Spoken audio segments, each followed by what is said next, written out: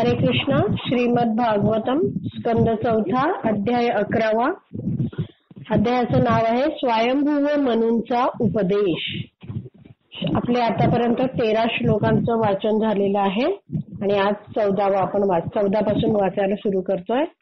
तर आता सध्या काय सुरू आहे, ध्रुव महाराजांनी जोरदार युद्ध सुरू केलं होतं यक्षांची आणि तेव्हा काय आहे, खूप यक्षांची हानी झाली आणि आता आणखीन त्यांनी हानी करू नये म्हणून त्यांना त्या अनावश्यक हत्यांपासून वाचवण्यासाठी ध्रुव महाराजांचे आजोबा स्वयंभू मनू तेथे अनेक श्रेष्ठ ऋषींसह आले आणि त्यांनी काय केलं, उपदेश द्यायला सुरुवात केली ध्रुवांना की काय तू आता निरपराध यक्षांची हत्या करू नकोस वगैरे. मग बरंच सांगितलं की तू शारीरिक स्तरावर राहू नये, म्हणजे मनुष्याने आत्मा स्तरावर राहावं. मग कसं आहे, भगवंतांचं धाम प्राप्त करायला दुर्लभ आहे, पण तू इतका भाग्यवान आहे की तुला अगोदरच तिथे तू जाणार हे निश्चित झालेलं आहे. आणि 12व्या ह्याच्यात सांगितलं आहे की अनेक भक्तांनी काय केलेलं आहे, भगवंत तुझे चिंतन करतात, अनेक भक्तांनी तुला मान्यता दिली आहे म्हणून तू असं कार्य करू नको. आणि 13व्या श्लोकात सांगितलं आहे की जे द्वितीय स्तरावर भक्तिमय पूर्णत्वाच्या द्वितीय स्तरावरचे भक्त जे असतात ते कसे वागतात, सहनशील, करुणा, मैत्री आणि समभावनेने, तर तेव्हा भगवंत त्यांच्यावर अतिप्रसन्न होतात. तेव्हा आपण बघितलं होतं की आपल्याला जर भगवंतांना प्रिय व्हायचं असेल, भगवंतांना आपल्याला प्रसन्न करून घेतलं पाहिजे असेल, तर आपण इतरांशी कसे वागतो ह्याच्यावर आपण स्वतः लक्ष द्यायला पाहिजे की आपण आपल्यापेक्षा श्रेष्ठ आहेत त्यांना योग्य मान देतोय की नाही हे स्वतःला चेक करायचं.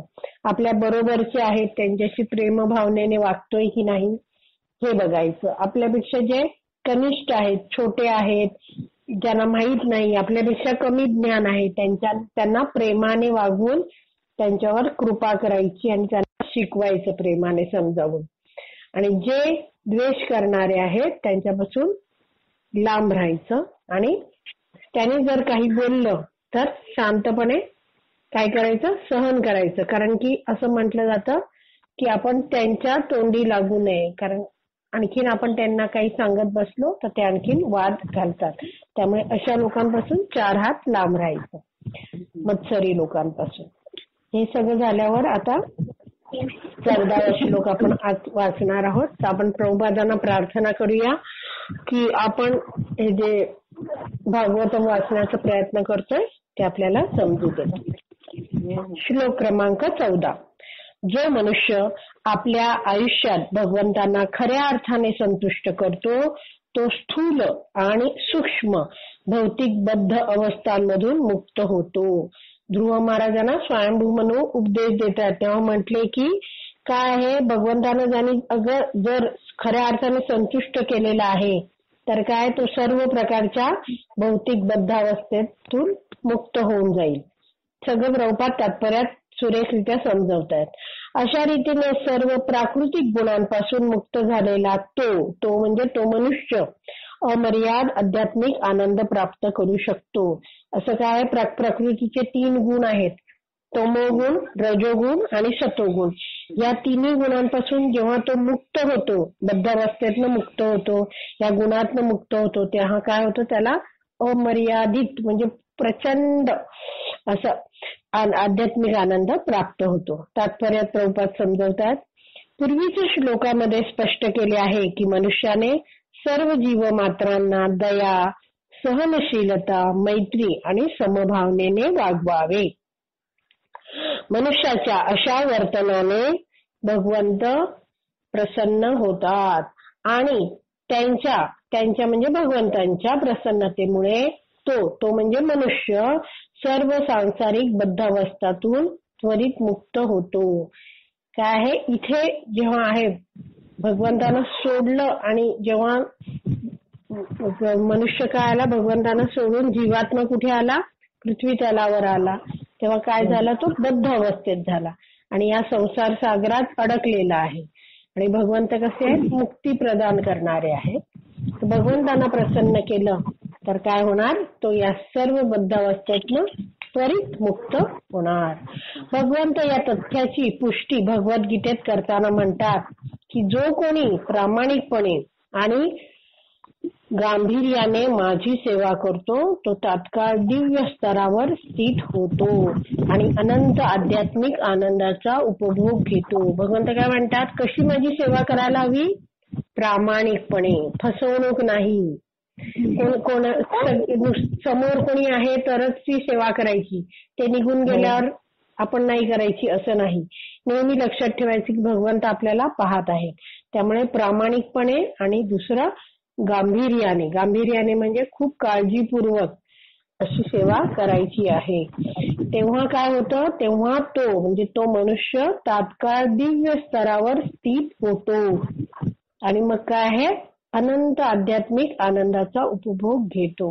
अशी गांभीर्याने अशी भक्ती करत राहिला माणूस तर काय होईल, त्याला आध्यात्मिक आनंद प्राप्त होईल.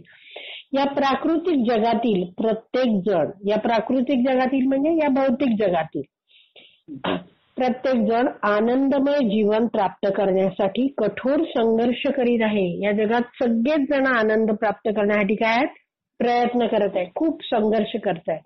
का असं, कारण की आपण सगळे काय आहोत, जीवात्मा आहोत. आणि जीवात्मा कसा असतो, सत चित आनंदमय असतो. जीवात्मा शाश्वत आहे, ज्ञानमय आहे आणि आनंदमय पण आहे. का, कारण तो भगवंतांचा अंश आहे.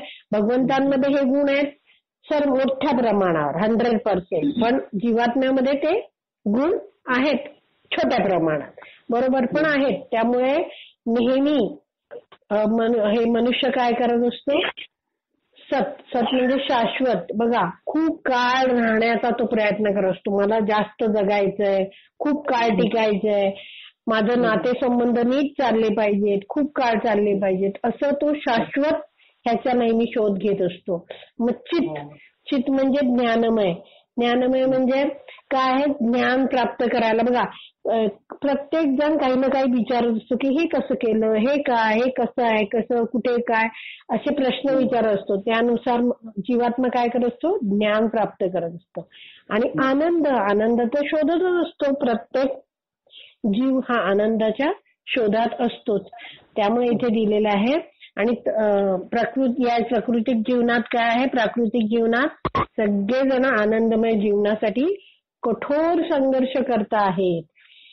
दुर्दैवाने असा आनंद कसा प्राप्त करायचा हे कोणाशी माहित नाही. आनंदमय जीवन कसं जगायचं हे कोणाला माहित नाहीये, प्रभुपाद म्हणतात.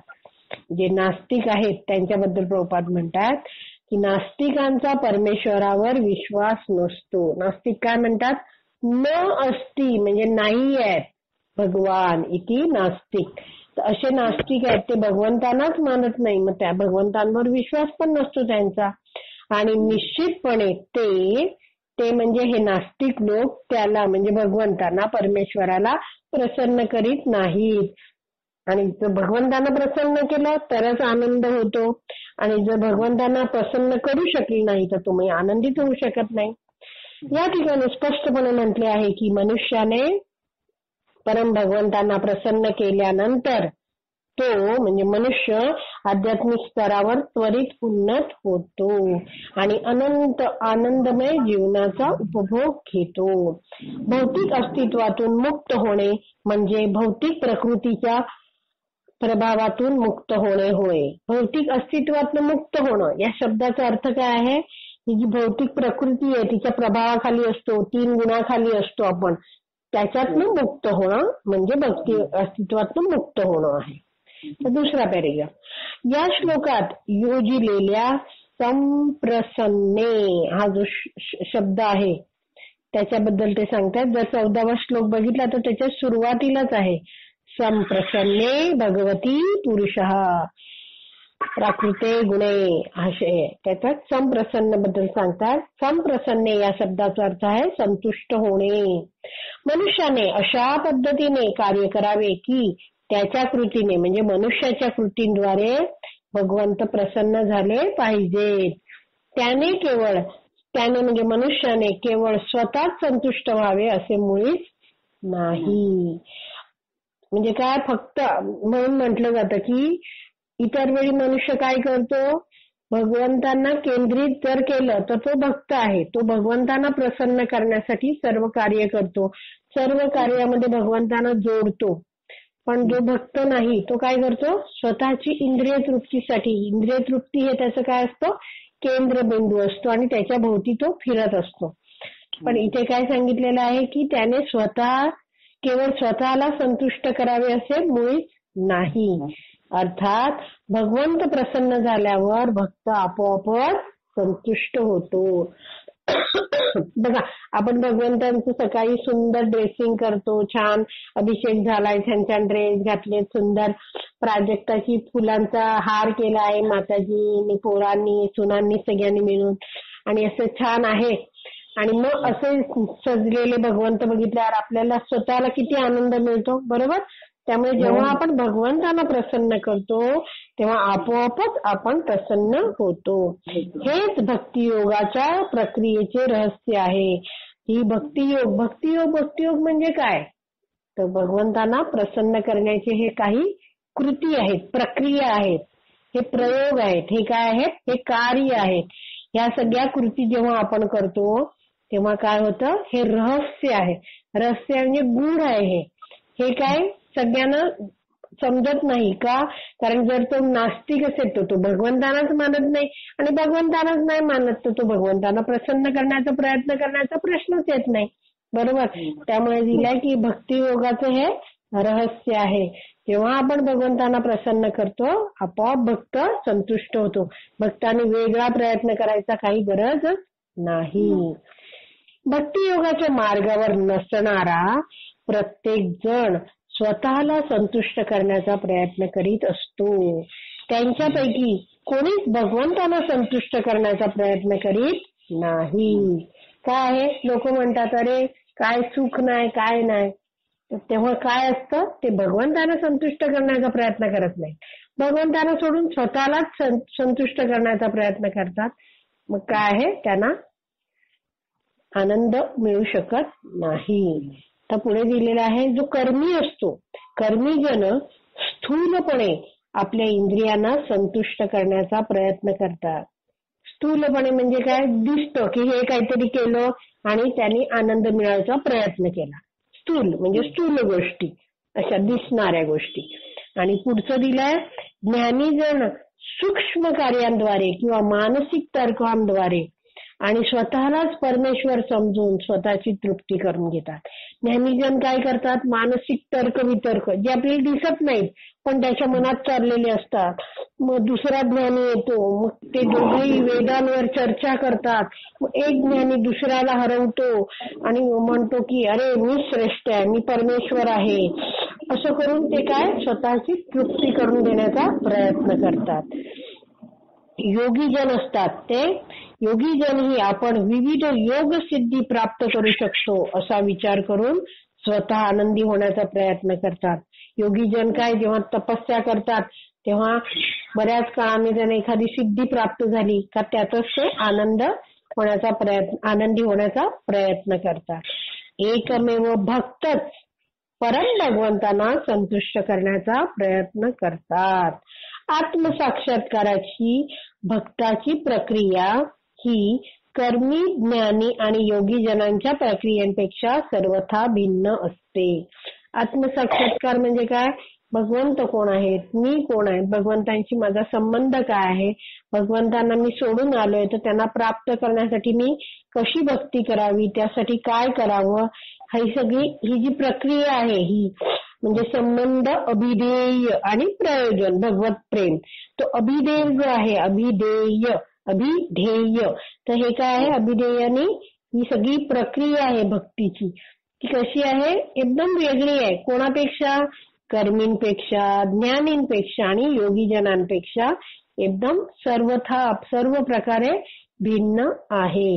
इतर सर्वजण काय करतात, स्वतः तृप्त होण्याचा प्रयत्न करतात, पण तर भक्त केवळ भगवंतांना संतुष्ट करण्याचा प्रयास करतात. हा महत्वाचा फरक भक्त आणि भक्त नाही आहेत. भक्तेतर म्हणतात, म्हणजे भक्त इतर, भक्त सोडून उरलेले आहेत ते काय करतात, स्वतःचा विचार करतात, स्वतः तृप्त होण्याचा प्रयत्न करतात. पण भक्त भगवंतांना संतुष्ट करण्याचा प्रयत्न करतात. भक्ती मार्ग अन्य सर्व मार्गांपासून पूर्णपणे भिन्न आहे. कृष्ण भक्त निष्काम अतएव शांत, भुक्ती मुक्ती सिद्धी कामी सकले अशांत. जे भुक्ती म्हणजे भोगी आहेत, मुक्ती ज्याला मुक्तीची कामना आहे, भुक्ती मुक्ती सिद्धी ज्यांना सिद्धीची कामना आहे, सिद्धी मुक्ती, भुक्ती मुक्ती सिद्धी कामी ज्यांना खूप हे पाहिजे ते पाहिजे असे कामनाच इच्छा खूप आहेत, सकाम कर्मी असे काय आहेत, सकले अशांत. कारण काय आहे, तृप्ती मिळत नाही त्यांना. पण कृष्ण भक्त काय निष्काम, त्याला काहीच कामना नाही, एकच कामना आहे काय, मम जन्मनी जन्मनी ईश्वरे भवतात भक्ती अहैतुकी त्वयी. काल जर आपण शिक्षाष्टकमचा 4था श्लोक बघितला तो, हे भगवंता मला काहीच नको, मला काय द्या, फक्त तुमची जन्मोजन्मी तुमची सेवा करायची संधी द्या. त्यामुळे हा जो भक्ती मार्ग आहे तो सर्वांपासून भिन्न आहे.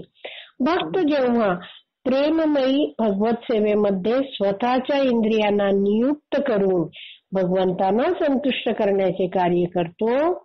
काय करतो भक्त, जेव्हा प्रेमाने भगवंतांच्या सेवेमध्ये स्वतःची जी इंद्रिय आहेत त्यांना काय करतो, कामाला लावतो, नियुक्त करतो, जोडतो, तेव्हा काय होतं, भगवंतांना संतुष्ट करण्याचं तो कार्य करीत असतो. तेव्हा तो दिव्य स्तरावर तात्काळ उन्नत होतो आणि अमर्याद आनंदमय जीवनाचा उपभोग घेतो. काय आहे, त्यामुळे ऋषिकेश म्हणजे ऋषिकेन म्हणजे इंद्रियांनी, ऋषिकेश म्हणजे इंद्रियांचं स्वामी भगवान श्रीकृष्ण सेवनम भक्ती रुच्यते, याला भक्ती म्हणतात. ठीक आहे, काही शंका आहे का, नाहीतर आपण पुढच्या श्लोकाला जाऊया. श्लोक क्रमांक 15 भाषांतर. भौतिक जगाच्या निर्मितीस पंचमहाभूतांपासून प्रारंभ होतो. काय आहे, भौतिक जगाची निर्मितीबद्दल थोडस स्वयंभू म्हणून सांगतायत. काय आहे, पंचमहाभूत कोणकोणती आहेत, पृथ्वी अग्नी वायू आकाश आणि पाणी. जमिनीवरची आधी सांगायचे, पृथ्वी जल अग्नी, मधलं वायू आणि वर आकाश. म्हणजे आपण एक पण विसरत नाही आणि लाईनीत सांगता येतं. हे भौतिक जग कसं आहे, निर्मितीला पंचमहाभूतांपासून प्रारंभ होतो, ते आधी निर्माण होतात. आणि अशा प्रकारे मग स्त्री आणि पुरुष यांचे शरीरांसह प्रत्येक वस्तूंची निर्मिती या पंचमहाभूतांपासून होते. स्त्री आणि पुरुष यांच्या मैथुन जीवनातून या भौतिक जगातील स्त्री पुरुषांची संख्या अधिक वृद्धिंगत होते. तात्पर्य प्रभुपाद समजवतात. स्वयंभू म्हणून पाहिले की ध्रुव महाराजांनी वैष्णव तत्वज्ञान जाणले होते. काय स्वयंभू म्हणून काय, ध्रुव महाराज 5 वर्षाचे जेव्हा होते तेव्हाच काय केलेलं आहे, त्यांनी भगवंतांची भक्ती केलेली आहे. आणि भगवंतांनी जेव्हा त्यांना दर्शन दिलं आणि आपला शंख त्यांच्या ध्रुव महाराजांच्या मस्तकाला लावला, त्यावेळी सर्व वैदिक शास्त्रांचा निष्कर्ष भगवंतांनी ध्रुव महाराजांना प्रदान केला. त्यामुळे स्वयंभू म्हणून जाणतात काय की ध्रुव महाराज कसे आहेत, वैदिक तत्वज्ञान जाणणारे आहेत. तरीही आता सध्याची काय परिस्थिती आहे, आपल्या बंधूच्या मृत्यूमुळे ते म्हणजे ध्रुव महाराज असमाधानी झाले होते. त्यावेळी त्यांनी ध्रुव महाराजांना हे भौतिक शरीर भौतिक प्रकृतीच्या 5 घटकांपासून कसे निर्माण होते याचे स्पष्टीकरण दिले. आता काय हळूहळू पुन्हा ते वैदिक ज्ञान त्याला सांगू इच्छित आहेत. अरे बाबा ध्रुवा, तुझे शरीर आहे, तुझा भाऊ होता, ते काय आहे, शरीर शेवटी पंचमहाभूतापासून बनलेलं आहे, ज्याचा जन्म झालाय, त्याचा मृत्यू निश्चित आहे. अशा तऱ्हेने काय आहे, ते तत्वज्ञान सांगण्याचा त्याला प्रयत्न करत आहेत. या संदर्भात भगवद्गीता ही म्हणते की भगवद्गीतेचा 3.27 हा श्लोक आहे. प्रकृते क्रियमाणानी म्हणजे काय आहे, ऐहिक जगातील म्हणजे या भौतिक जगातील प्रत्येक गोष्टीची काय होते, निर्मिती, पालन आणि संहार हे प्राकृतिक गुणांद्वारे केले जातात. तर प्रत्येक गोष्ट काय होते, निर्माण होते, थोडे काळ राहते आणि मग ते काय होतं, संहार होतं, नष्ट होतं. अर्थात या सर्व कृतींच्या मागे पुरुषोत्तम भगवंतांच्या मार्गदर्शनाचा आधार असतो. म्हणजे काय आहे, हे सर्व घडतं. पण जसं आपण ब्रह्मसंहितेत बघितलं की भगवंत कसे आहेत, सर्व कारण कारणम. भगवंत काय करतात, सगळ्यांना शक्ती देतात. सगळ्या त्या भगवंतांच्या ज्या शक्ती आहेत त्यांना काय करतात, अशी शक्ती प्रदान करतात की ते पुढची सगळी कार्य करू शकतील. पुढे म्हणून दिलंय की काय आहे, हे सगळं जे घडतं त्याला भगवंतांचं मार्गदर्शनाचा आधार असतो. याचे अनुमोदन म्हणजे हे आणखीन कशात सांगितलंय, भगवद्गीतेत सांगितलंय. काय म्हणजे अध्यक्षेन प्रकृती सुयते स चराचर. हा भगवद्गीतेतला 9व्या अध्यायातला 10वा श्लोक आहे. याच्यात भगवंत म्हणतात, माझ्या अध्यक्षतेखाली संपूर्ण भौतिक प्रकृती कार्य करते. अध्यक्षता, अध्यक्ष म्हणजे काय, माझ्या नजरेखाली हे चालतं. अधि अक्ष, अक्ष म्हणजे डोळा, अधि म्हणजे मी काय करतो, सगळ्यावर नजर ठेवून आहे, असं माझ्या अध्यक्षतेखाली ही सगळी भौतिक प्रकृती कार्य करते असं भगवंत सांगतात.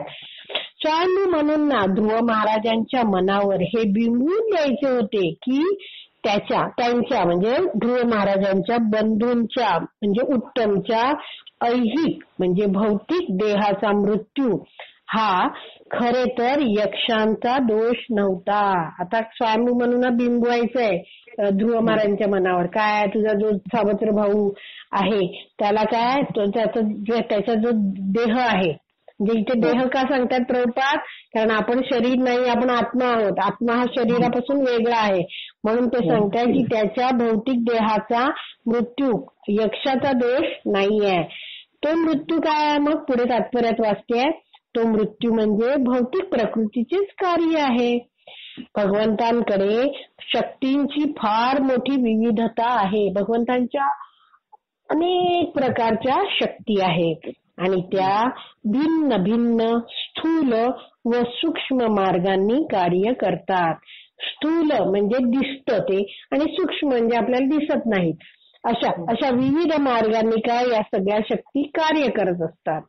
आणि हा जो मृत्यू झाला तो ही काय, जो जन्मला आहे तो मरणारच आहे. पुढच्या पॅरेग्राफमध्ये, भौतिक विश्व जरी स्थूल रूपाने पृथ्वी, जल, अग्नी, वायू आणि आकाश या पंचमहाभूतांव्यतिरिक्त दुसरे काहीच नसल्याचे दिसत असले तरी सामर्थ्यशाली शक्तींद्वारे या विश्वाचे सृजन होते. आपण जेव्हा भौतिक विश्वात बघतो तेव्हा काय आपल्याला अरे हे पंचमहाभूताचंच आहे असं वाटतं सगळं.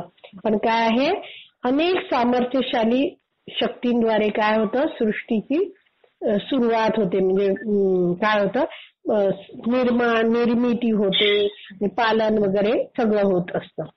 त्याचप्रमाणे मनुष्य, देवता, पशु अथवा पक्षी या प्राणी मात्रांच्या सर्व योनींची शरीरेही पंचमहाभूतांपासून निर्माण होतात आणि त्या सर्व योनींमधील प्राणी मात्रांच्या लैंगिक जीवनामुळे जीवमात्रांची अधिकाधिक वृद्धी होत असते. काय आहे, पंचमहाभूतांपासून शरीर बनतात आणि काय होतं, आणि त्या शरीरांपासून आणखीन शरीर निर्माण होतात. हाच उत्पत्ती म्हणजे स्थिती म्हणजे सुरुवात एखाद्या गोष्टीची, निर्मिती, मग स्थिती म्हणजे पालन आणि लय म्हणजे विनाश हा मार्ग आहे. जो आहे आला आहे तो काही काळ राहणार आणि मग नष्ट होणार.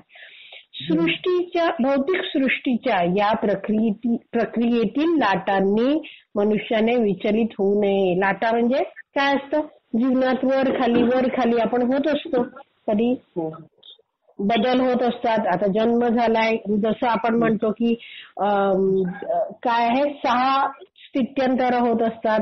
पहिले काय होतं, जन्म घेतो, मग वाढतो, मग थोडा त्याच्यापासून उपफल आणखी मुलं जन्माला घालतो तो, ते शरीरापासून मुलं जन्माला घालतात, मग स्थिती थोडा काळ राहतो, मग ते शरीर क्षय व्हायला लागतो, खंगत जातं शरीर आणि मग शेवटी आहे मृत्यू.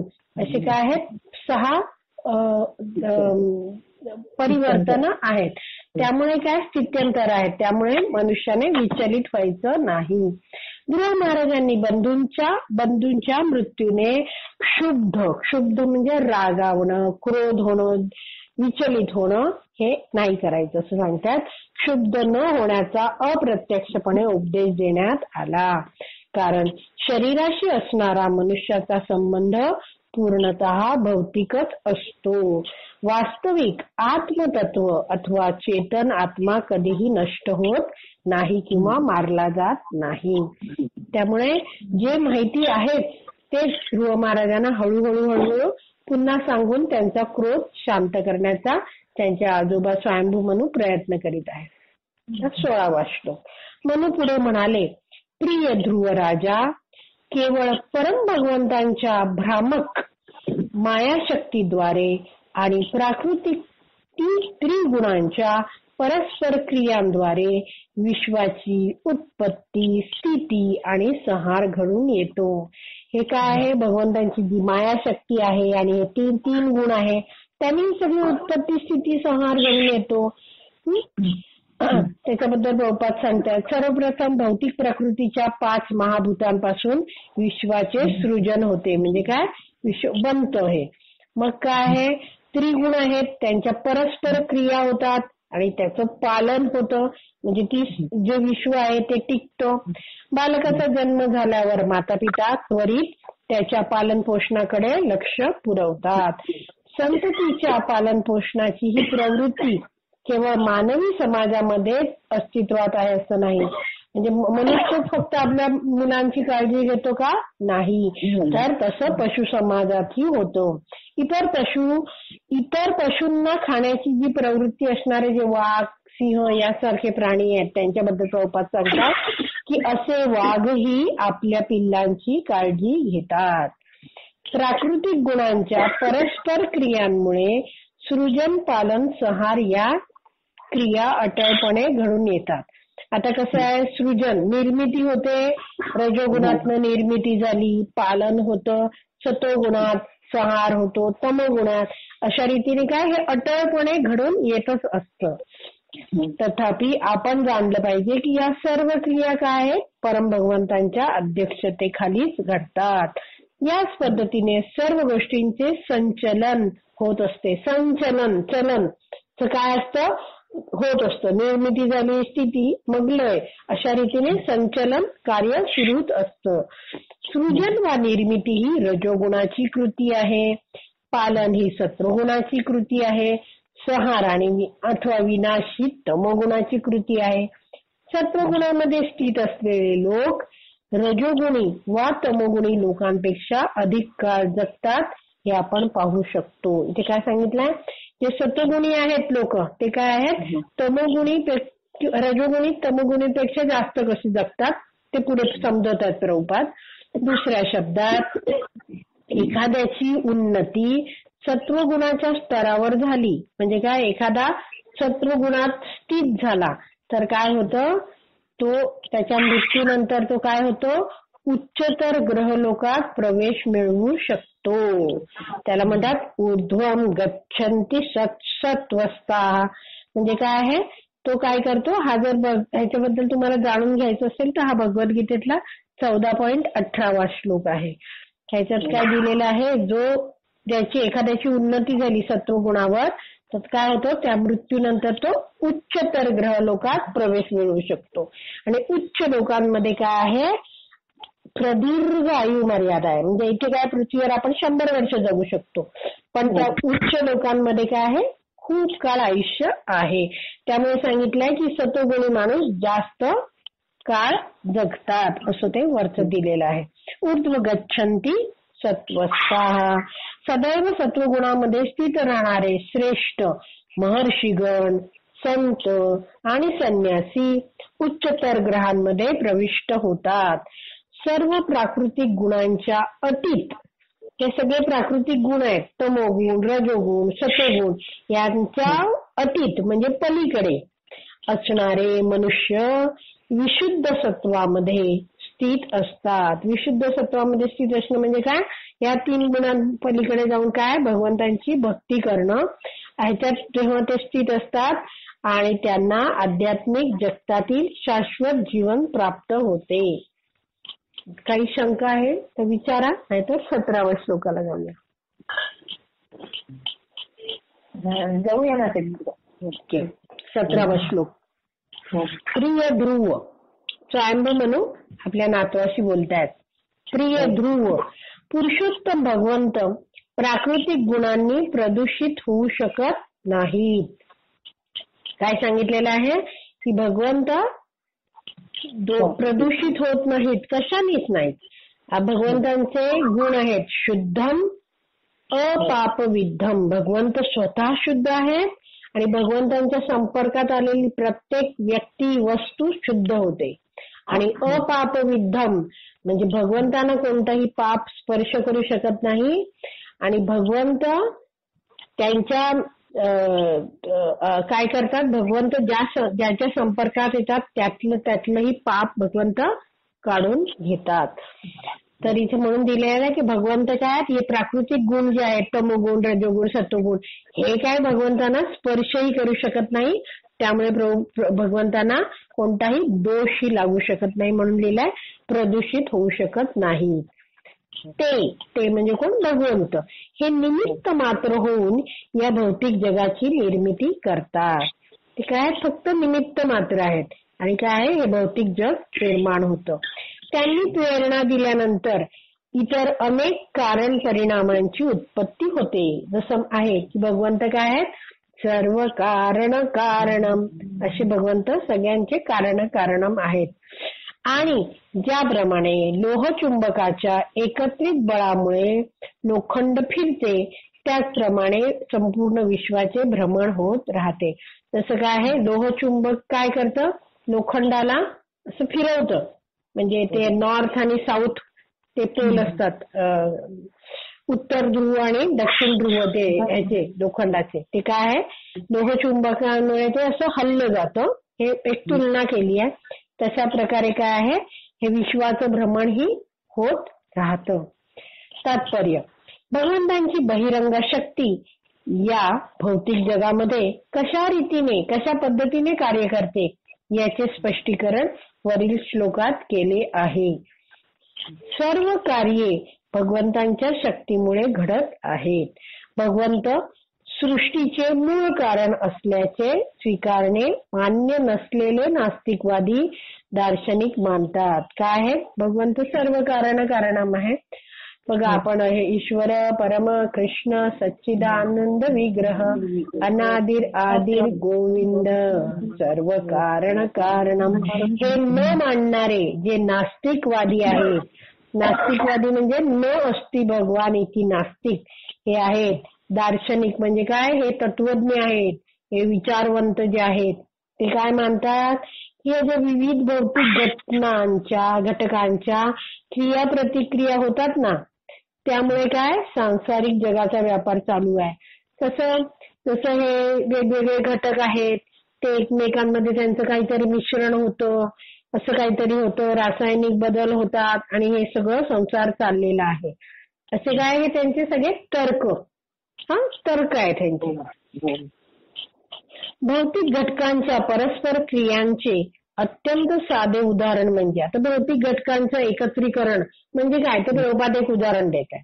सोडा आणि ऍसिड किंवा आम्ल, ऍसिडला मराठीत संस्कृतमध्ये आम्ल म्हणतात.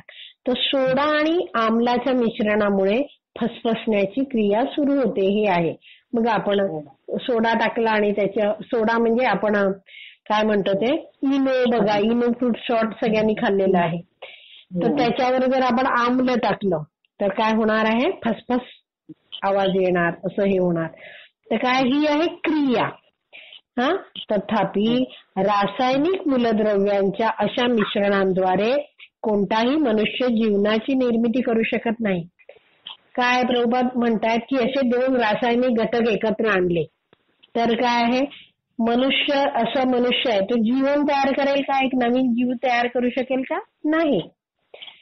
म्हणजे भगवान इथे प्रभुपाद काय समजवण्याचा प्रयत्न करतात, जो चेतन जो आहे, ज्याच्यात जीव आहे, तोच काय करू शकतो, स्वतःच्या शरीरापासून दुसरा जीव निर्माण करू शकतो. जड वस्तू आहे, टेबलातनं दुसरा टेबल जन्माला आला असं होणार नाही, हेच सांगायचं आहे. पण हे जे नास्तिकवादी आहेत ते म्हणतात की नाही, हे सगळं चाललंय ते काय आहे, रासायनिक घटकांच्या मिश्रणामुळे क्रिया प्रतिक्रियांनी होतं सगळं, असं म्हणतायत ते. विश्वामध्ये जीवनाच्या एकूण 84 लक्ष विविध योनी आहेत आणि त्यांमधील जीवांना विविध इच्छा आणि कार्ये आहेत. काय आहेत? 84 लक्ष योनी तर आहेत आणि प्रत्येकाचे काय आहेत? वेगवेगळ्या इच्छा आहेत. प्रत्येक जण आपलं वेगवेगळी कार्य करीत आहेत. भौतिक शक्ती कसं कार्य करतं हे केवळ रासायनिक प्रतिक्रियांच्या आधारावर विशद करता येणार नाही. विशद म्हणजे वर्णन करता येणार नाही. काय, कशी भौतिक शक्ती कार्य करते हे काय रासायनिक प्रक्रिया करून सांगता येणार नाही. या संदर्भात अतिशय समर्पक उदाहरण म्हणजे कुंभार आणि त्याचे चाक होय. तर काय आहे, कुंभार काय करतो, विविध प्रकारच्या आकाराची मडकी बनवतो. हे उदाहरण प्रभुपाद देत आहेत.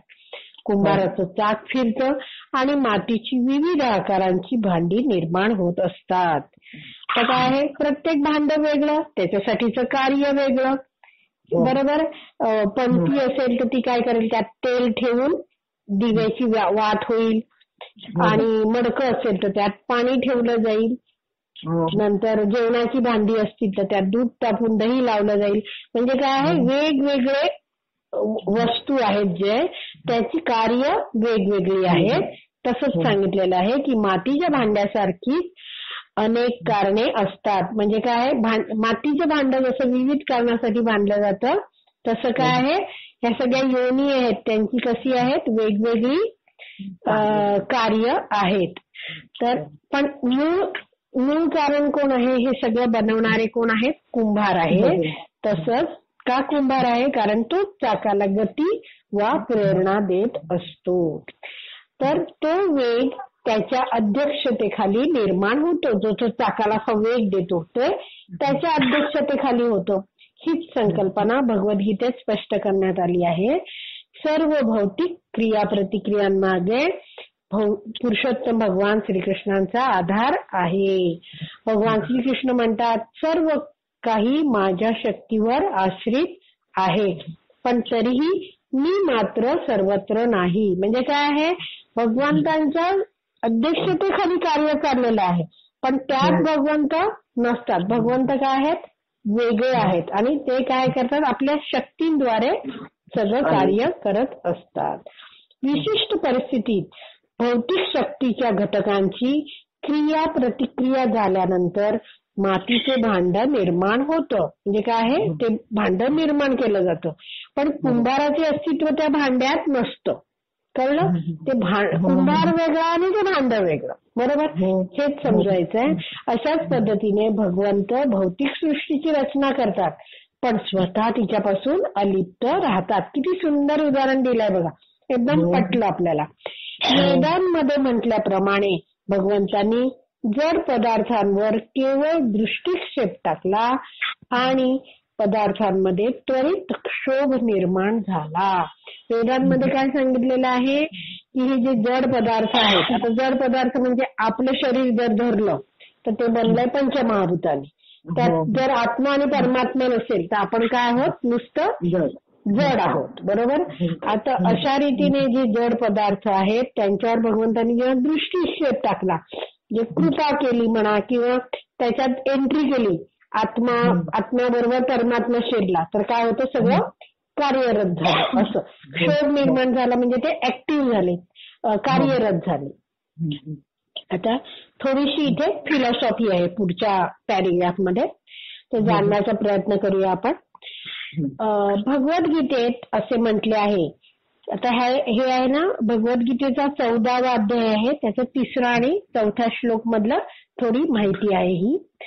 भगवंत आपल्या अंशांना अर्थात जीवांना भौतिक शक्तीच्या ठायी गर्भस्थ करतात आणि म्हणून विविध प्रकारची रूपे आणि विविध कार्ये त्वरित चालू होतात.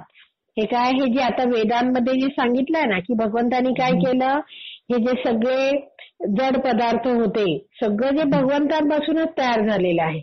तर त्यात काय आहे, त्यात ते काय आहे, तिकडे आता जीवात्मे तिकडे कार्यरत होणार आहेत, निर्माण होणार आहेत. समजा आता जसं कारणोपशाही विष्णूंच्या मधून ब्रह्मांड निघाली, प्रत्येक ब्रह्मांडामध्ये गर्भोदकशाही विष्णूंनी प्रवेश केला, मग तिथे ते पहुडले, मग त्यांच्या नाभीतनं ब्रह्माजी निघाले आणि ब्रह्माजींना सृष्टीची निर्मितीचं ज्ञान दिलं आणि त्या कमळाच्या देठामध्ये ब्रह्माजींनी सृष्टी निर्माण केली, सगळे जीव निर्माण केले. तर हे सगळे जीव कसे निर्माण होतात, भगवंत काय करतात, आपल्या भौतिक शक्तीचे ठायी गर्भस्थ करतात. म्हणजे काय आहे, भगवंत त्यांना शक्ती प्रदान करतात आणि काय होतं हे पुढे येईल तुम्हाला अर्थ याचा. आणि विविध प्रकारची रूप म्हणजे ही काय वेगवेगळ्या योनी निर्माण होतात आणि त्या कार्यरत होतात.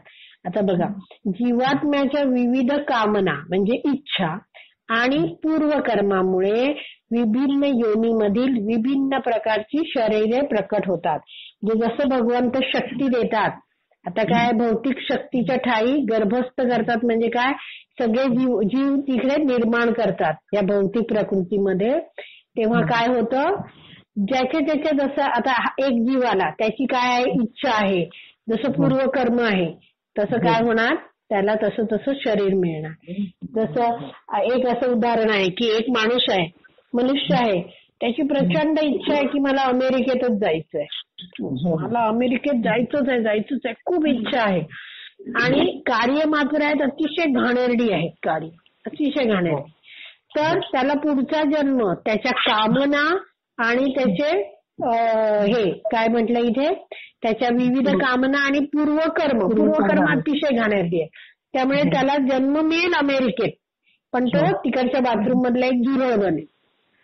असं म्हणजे त्याच्या पूर्वकर्म आणि इच्छा.